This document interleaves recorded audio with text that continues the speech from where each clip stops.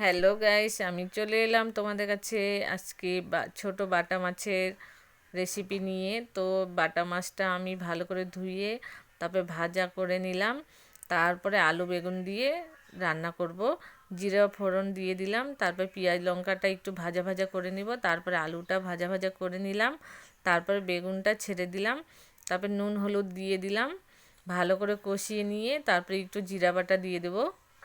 জিরা বাটা দিয়ে দিলাম, তারপরে একটু টমেটোটা আমি দিয়ে দিব। তারপরে এই তো টমেটোটা আমি দিয়ে দিলাম, তারপরে ভালো করে নাড়াচাড়া করে একটু জল দিয়ে দিব আমি।